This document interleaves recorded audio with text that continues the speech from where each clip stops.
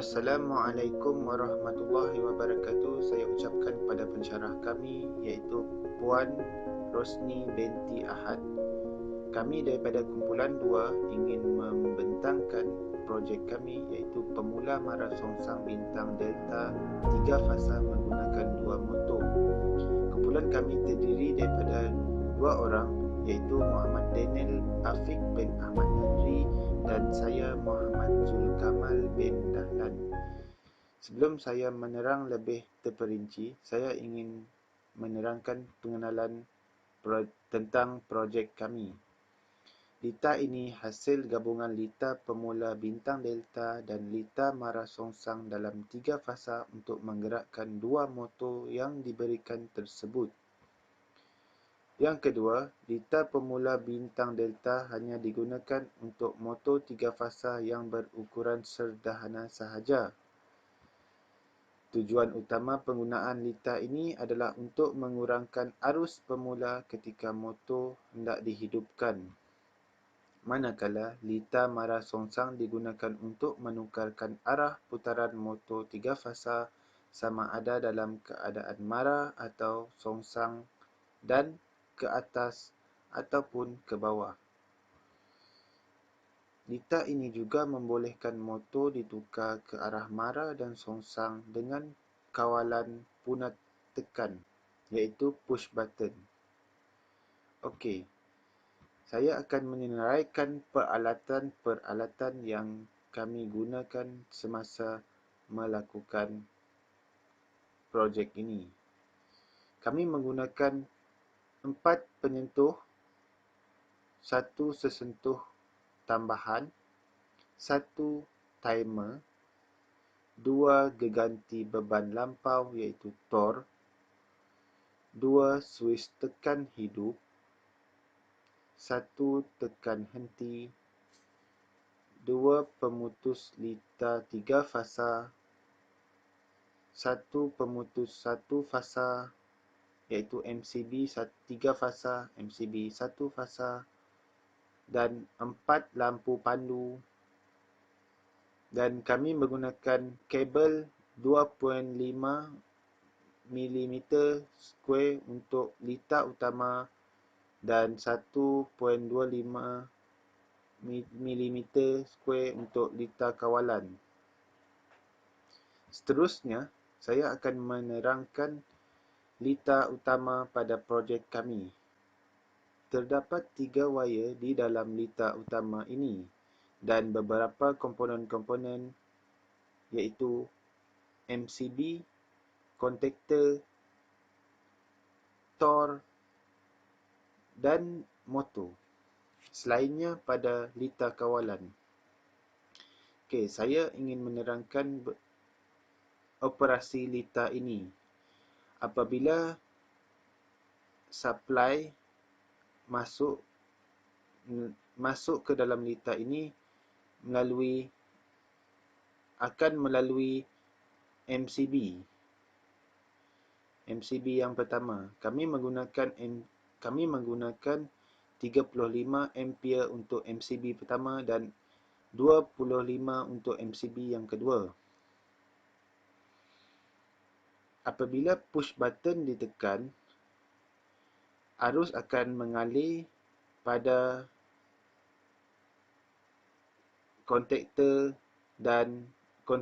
Mara dan kontaktor Songsang. Apabila lita kawalan mengawal kontaktor ini, ia akan menghantar arus tersebut pada tor dan tor akan menghantar arus ini kepada motor 1 dan motor 2. Bagi motor 1, kami ingin membuat putaran tersebut Mara. Sebab itu kontaktor kami buat forward supaya motor ini dapat berputar Mara. Manakala motor yang kedua kami lakukan dengan Songsang. Kami nak motor ini berputar berlawanan dengan motor pertama. Tujuan star delta ini dilakukan untuk apabila motor ini dihidupkan, litar bintang dan delta ini akan mengurangkan arus pada permulaan motor tersebut supaya motor itu tidak berlaku beberapa kerosakan. Okey, itu saja saya dapat terangkan pada litar utama. Saya serahkan pembentangan ini kepada kawan saya iaitu Muhammad Daniel Afiq bin Ahmad Nadri. Sekian, terima kasih. Seterusnya saya akan menyambung pembentangan pada hari ini, iaitu saya akan menerangkan cara-cara penyambungan untuk litar kawalan. Okey, jadi dekat sini kita dapat tengok satu litar kawalan yang sudah siap dipasang. Jadi saya akan menerangkan mengenai proses pemasangan bagi litar kawalan. Okey, litar kawalan menggunakan, kita tengok dekat sini menggunakan MCB satu fasa. Okey, litar kawalan menggunakan MCB satu fasa. Dan keluaran pada MCB ini akan terus kemasukan nominal close pada Tor 1 dan juga akan kemasukan normally open untuk Tor 1 dan juga Tor 2. Okey, untuk kita tahu yang mana satu normally open dan juga normally close. Okey, sebenarnya dia ada perbezaan. Okey, untuk normally close dan juga normally open. Untuk normally close, kebanyakan simbolnya mempunyai satu garis ni. Okey, mempunyai satu garis. Berbeza pula dengan normally open, tiada garisan, hanya simbol biasa. Jadi dekat sini boleh nampak perbezaan antara normally close dan juga normally open. Okey, jadi keluaran MCB akan kemasukan normally close pada Tor 1 dan juga akan ke normally open Tor 1 dan Tor 2. Okey. Seterusnya kita akan terus kepada bahagian bawah ni. Kita akan tengok pada Tor 1 dan juga Tor 2 untuk normally open. Okey, pada keluaran Tor 1 akan diloopkan dengan Tor 2 dan kemudian akan terus ke lampu trip. Okey, daripada keluaran Tor 1 dan juga keluaran Tor 2 akan terus ke lampu trip. Okey, ini dua akan diloopkan dan terus ke lampu trip. Okey, seterusnya kita akan ke bahagian atas pula, iaitu pada bahagian normally close Tor 1. Okey, tadi kita dah tengok untuk MCB, keluaran dia akan kemasukan pada normally close Tor 1. Dan kemudian pada bahagian keluaran Tor 1, dia akan kemasukan normally close Tor 2. Dan keluaran Tor 2 akan kemasukan PB stop dan keluaran PB stop akan kemasukan PB forward, iaitu push button forward ataupun push button marah. Pun nak tekan marah. Okey. Kemudian daripada push button forward akan diloopkan ke sesentuh F. Dan kemudian akan diloopkan lagi pada PB reverse dan akan diloopkan lagi pada sesentuh R dan diloopkan lagi sekali pada sesentuh tambahan, iaitu sesentuh F. Okey, jadi kita tengok dekat sini banyak loop. Okey, banyak daripada PB forward, loop ke F, ke sesentuh F, pada bahagian normally open sesentuh F, dan loop pada bahagian push button reverse, dan loop pada bahagian normally open sesentuh R, dan loop pada bahagian normally open sesentuh tambahan, iaitu sesentuh F. Kemudian pada keluaran PB forward, okey, keluaran PB forward ni akan disambungkan ke masukan, okey, normally close sesentuh R. Okey, sini keluaran, sini ke masukan normally close sesentuh R. Dan akan diloopkan dengan keluaran normally open pada sesentuh F. Okey, kita tengok keluaran sesentuh F akan diloopkan dengan keluaran PB forward, kemudian akan disambungkan ke normally close sesentuh R. Okey, kemudian pada keluaran sesentuh R akan terus ke A1. Okey, akan disambungkan ke A1 iaitu pada gegelung F. Kemasukan A1 gegelung F dan juga akan diloopkan terus ke lampu forward. Okey. Nampak dia akan diloopkan terus ke lampu forward. Okey, seterusnya pada keluaran PB reverse. Tadi kita dah settle dah daripada bahagian atas, iaitu daripada MCB ke lampu forward. Okey, pada bahagian atas kita dah selesai, kemudian kita ke bahagian push button reverse pula. Okey, pada keluaran push button reverse, okey, kita akan sambungkan pada normally close sesentuh F. Okey, daripada keluaran PB reverse kita akan sambungkan ke sesentuh F dalam keadaan normally close dan akan diloopkan pada bahagian keluaran sesentuh R secara normally open. Okey. Okey, nampak daripada normally open, keluaran PB reverse dan juga keluaran normally open sesentuh R akan diloopkan dan kemasukan normally close sesentuh F. Okey, pada bahagian keluaran sesentuh F ni kita akan ke bahagian masukkan A1 bagi gegelung R. Okey, kita akan ke A1 gegelung R, kemudian kita akan loopkan dengan lampu pandu reverse. Jadi keluaran untuk sesentuh F bagi NCF akan diloopkan dengan masukkan A1 gegelung R dan kemudian akan kemasukkan lampu reverse. Okey, kita akan ke masukkan lampu reverse. Okey, seterusnya pada keluaran PB reverse juga kita akan loopkan juga pada bahagian normally open sesentuh R. Okey, sini kita tengok bahagian loop ni kita akan loopkan pada keluaran sesentuh R dalam keadaan normally open dan juga kita akan loopkan lagi sekali pada keluaran sesentuh F dalam keadaan normally open. Okey, seterusnya normally open F. Okey, keluaran sesentuh F dalam keadaan normally open, kita akan ke gegelung timer iaitu pada kaki 2.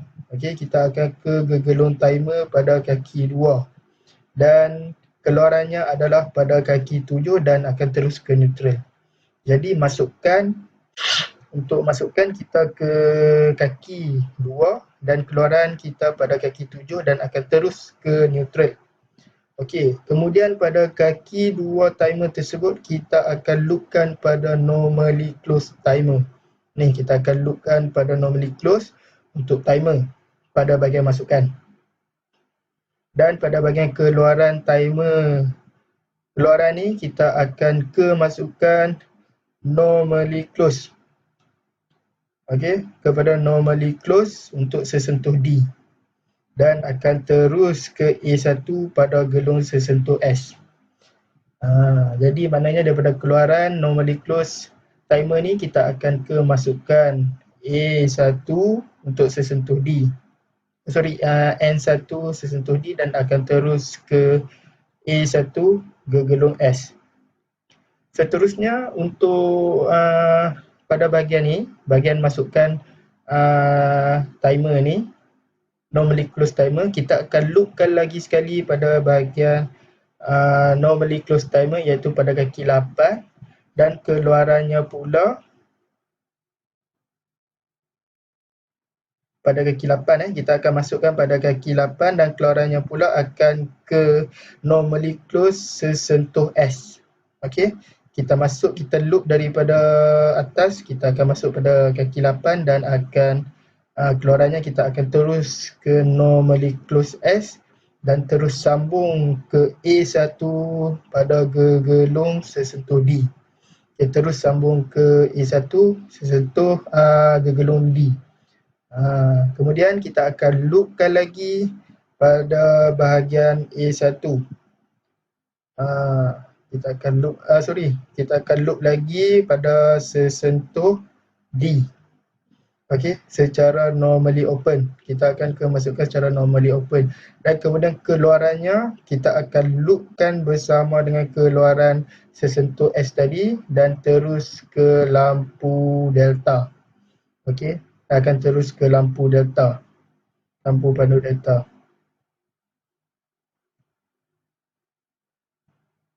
Okey, kemudian masukkan pada NO tersebut diloopkan ke masukkan NO pada sesentuh.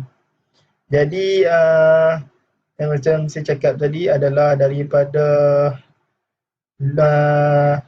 normally close untuk timer ni kita akan loopkan kepada bahagian normally open sesentuh D. Kemudian keluaran sesentuh D kita akan loopkan dengan keluaran sesentuh S dalam keadaan normally close untuk sesentuh S dan normally open untuk sesentuh D dan terus ke lampu delta. Okey, seterusnya keluaran pada setiap lampu, keluaran pada setiap lampu pandu serta keluaran pada gegelung setiap sentuh akan diloopkan antara satu sama lain menjadi satu rangkaian dan kemudian akan terus sambung kepada bahagian neutral dan terus ke bekalan. Ini adalah sedikit penerangan mengenai pemasangan bagi litar kawalan. Okey. Seterusnya, bagi operasi litar pula, arus akan masuk melalui MCB. Kemudian apabila MCB di-on-kan, arus mula bergerak melalui komponen-komponen tersebut. Melalui TOR 1, TOR 2 dan akan stop pada PV stop. Akan stop pada PV pada bahagian sini. Jadi untuk menggerakkan motor secara mara ataupun secara forward, push button forward akan ditekan. Jadi motor akan bergerak secara mara. Bagaimana pula untuk menggerakkan motor secara reverse? Kita tidak boleh tekan terus pada bahagian PV reverse. Ini akan mengakibatkan berlaku kerosakan pada litar. Jadi sebelum kita tukar arah pergerakan motor tersebut, kita haruslah menekan dulu, nak tekan berhenti ataupun push button stop. Kemudian baru kita akan tekan pada push button reverse. Jadi kita boleh tengok apabila push button reverse ditekan, motor tersebut akan bergerak secara arah songsang. Jadi kita boleh tengok operasi litar. Apa yang nak tekankan adalah apabila kita nak tukar arah, kita nak tukar arah bagi pusingan arah motor. Sebelum kita nak tukar arah sesuatu pusingan, kita harus menekan punat berhenti dahulu. Baru kita boleh tukar arah supaya tidak berlaku kerosakan dalam litar. Seterusnya, masalah yang dihadapi semasa melakukan projek. Kat sini terdapat 4 masalah yang kami hadapi sepanjang membangunkan projek ini. Masalah yang pertama adalah kami tidak dapat melakukan amali secara bersemuka. Bila kita tak dapat nak melakukan amali secara bersemuka ni, agak susah untuk kita nak kenali dengan lebih detail mengenai komponen-komponen, cara pemasangan dan juga kita nak tengok bagaimana ataupun litar kita itu dapat berfungsi dengan sempurna ataupun tidak. Yang kedua adalah sukar untuk berkomunikasi antara ahli kumpulan. Ini merupakan masalah yang sering terjadilah. Sukar untuk berkomunikasi. Berdasarkan keadaan sekarang ni, kita dalam keadaan pandemik COVID-19, komunikasi antara ahli kumpulan lebih terbatas, agak terbatas. Jadi ia menjadi masalah kepada kami untuk berbincang ataupun menyelesaikan masalah yang dihadapi sepanjang kami membangunkan projek ini. Jadi komunikasi merupakan satu masalah lah yang kami hadapi untuk menyiapkan ataupun membangunkan projek ini. Okey, yang ketiga adalah kurang mahir dalam penyambungan litar utama dan litar kawalan. Jadi disebabkan tiada kelas secara bersemuka ataupun secara amali, jadi saya dan juga ahli kumpulan saya kurang mahir dari untuk melakukan kerja-kerja penyambungan litar utama dan juga litar kawalan. Jadi bila dah kurang mahir dalam penyambungan litar utama dan litar kawalan, maka akan berlakulah kesalahan dalam pemasangan litar. Jadi bila berlaku kesalahan dalam pemasangan litar, ia akan menyebabkan kerja tersebut tertangguh ataupun kami perlu ulang semula untuk melakukan proses dari awal hingga ke akhir untuk melihat sama ada di manakah kesalahan yang kami lakukan. Jadi yang penting yang saya nak highlightkan ialah kita haruslah mahir untuk melakukan penyambungan litar pada litar utama ataupun litar kawalan. Okey, ini untuk mengelakkan daripada berlakunya kesalahan dalam pemasangan litar.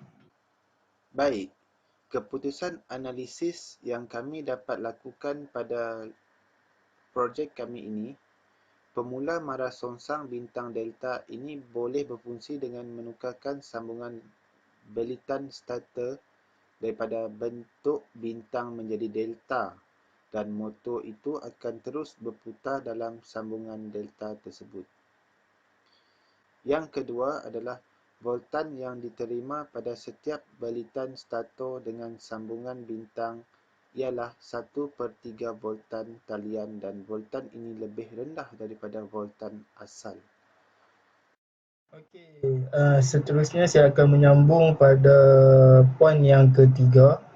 Okey, untuk poin yang ketiga ni, bagi keputusan analisis, kita nak tengok nilai pada starting dan juga running untuk litar marasongsang. Jadi nilai litar marasongsang untuk starting adalah dalam lingkungan mestilah berada dalam lingkungan 0.10 dan running berada dalam lingkungan 0.30. Jadi jika nilai motor starting ini lebih rendah daripada nilai running, nilai starting, okey, ini nilai starting lebih rendah daripada nilai running, okey, ini menunjukkan hasil litar yang dihasilkan itu dalam keadaan yang sangat baik. Jadi maknanya jika nilai untuk starting litar tersebut adalah lebih rendah berbanding dengan nilai running, maka litar tersebut ataupun litar yang kami hasilkan ini berada dalam keadaan yang baik. Okey, seterusnya adalah pada bahagian kesimpulan. Okey, ini merupakan part terakhir ataupun bahagian yang terakhir, dan ingin saya simpulkan adalah saya dan juga ahli kumpulan saya berjaya untuk mengaplikasikan kemahiran mereka bentuk litar utama dan litar kawalan bagi membina sebuah pemula kawalan motor. Jadi dengan adanya projek ini, saya dan juga ahli kumpulan berjaya untuk mengaplikasikan satu kemahiran untuk mereka bentuk litar utama dan litar kawalan bagi sesebuah pemula kawalan motor. Ini merupakan satu kejayaan yang terbaiklah buat kami satu kumpulan. Okey, yang kedua adalah dapat memahami setiap litar dan juga mengetahui bagaimana juga litar tersebut beroperasi. Jadi ini merupakan satu ilmu baru, ilmu baru kepada saya dan juga kawan saya, ahli kumpulan saya sendiri, untuk memahami setiap litar dan juga mengetahui bagaimana litar tersebut berfungsi dan juga beroperasi dengan bantuan carian-carian daripada sumber-sumber ilmiah, carian untuk teori. Jadi dengan carian-carian tersebut kami dapat memahami setiap proses litar dan juga operasi litar tersebut. Selain itu dapat mempraktikkan kemahiran pendawaian dengan baik untuk membuat pendawaian litar utama dan litar kawalan yang telah dibina. Jadi dengan melakukan projek ini, ia dapat mempraktikkan kemahiran. Okey, dia dapat memberikan kami satu kemahiran yang baru dalam kerja-kerja pendawaian dan mengukuhkan lagi untuk membina keyakinan diri untuk membuat pendawaian bagi litar utama dan litar kawalan. Okey. Namun begitu dapat meningkatkan, kami ahli kumpulan dapat meningkatkan kebolehan untuk membuat pengujian litar mati dan litar hidup serta mengenal pasti dan menyelesaikan masalah yang timbul semasa melakukan projek ini. Jadi dengan adanya projek ini kami dapat untuk meningkatkan lagi kebolehan untuk melakukan pengujian litar mati ataupun litar berkutuk dan juga litar hidup. Serta kami dapat mengenal pasti dan juga menyelesaikan masalah yang timbul semasa melakukan projek ini. Oleh itu, sebelum melakukan pemasangan, lakaran perlu dibuat terlebih dahulu supaya dapat memudahkan pemahaman dan pemasangan. Jadi, sebelum kita nak start apa-apa ataupun kita nak mula buat sesuatu projek, kita haruslah mempunyai satu lakaran. Okey, dengan lakaran inilah kita dapat tengok dekat mana yang kita perlu bagi kita perlu kuatkan lagi kelemahan ataupun pemahaman kita. Jadi bila dah ada lakaran, maknanya kita akan lebih faham dan juga kita dah bersedia untuk membangunkan satu projek. Jadi lakaran ini adalah sangat penting untuk kita menyiapkan ataupun membangunkan sesuatu projek. Jadi dengan bantuan adanya lakaran ini kita dapat mengurangkan